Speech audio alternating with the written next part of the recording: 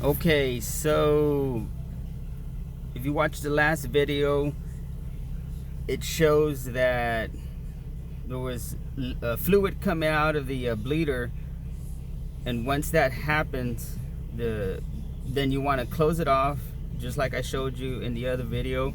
Then you want to leave that funnel at least 1/3 full of the fluid that you're using. In this case right now, I'm using distilled water because I'm in the process of flushing out this vehicle. So I've let the vehicle run for about, it's been already like 7-8 minutes. I'm waiting for it to reach ideal temperature, which is usually the halfway mark between the C and the H.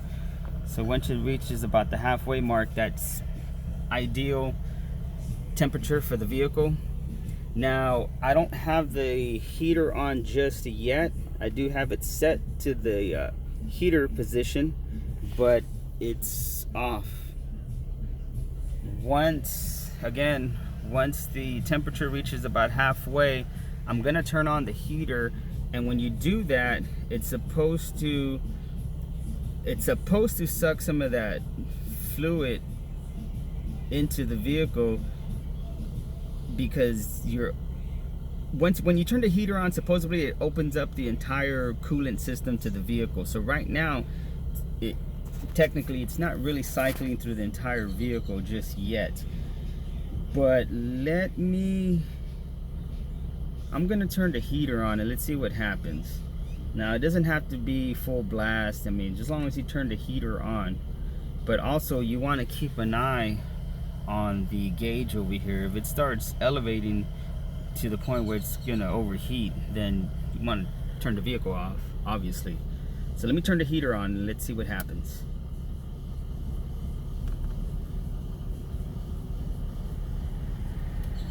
Alright, so I turned the heater on right now, and if you saw what it did, it shot out some of the old fluid that was already in the vehicle. So look, there goes some of the air that's escaping. That's what you want. Now, if you see that the liquid's getting too low, then you want to go out there and add some more coolant. In this case, obviously, it's distilled water, and then I have it out there ready to pour. You don't want to allow this to get too low, because then the air's going to get back in the system. So the whole purpose of this is you want to get the air out. All right, so just rule of thumb, always keep at least that funnel there 1/3 full. Now my heater's working pretty good. It feels warm, and it's holding a temperature there steady. That's awesome. That's what you want. All right, so the other thing that it calls for is to rev up the motor to about 3,000 RPMs. I think it says 3,500 RPMs, but I'm gonna keep it at 3,000. And I'm gonna keep an eye on the fluid over there, and I'm also gonna keep an eye on the temperature gauge.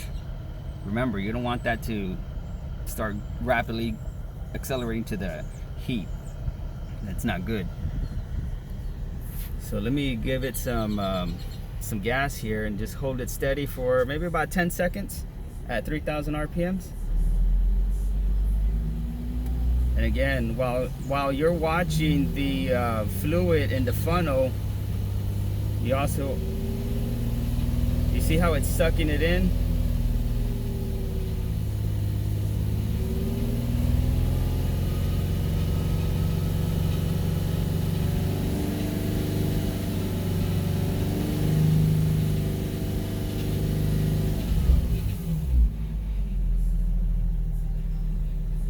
All right, let me go put some more fluid in here.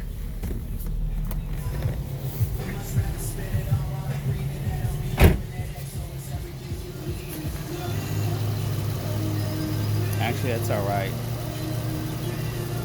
All right, I think we're pretty good here.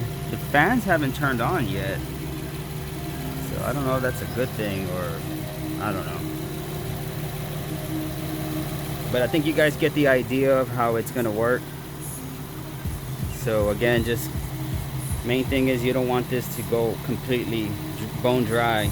Keep it a third filled at all times. I'm gonna go ahead and end this video so I can put some more distilled water in there, and I'm gonna go ahead and flush out the radiator because I don't want it to be this color. So hopefully the video helps. Hope you guys get an understanding of how the bleeding process works for a 350Z. And also, don't forget to elevate the vehicle.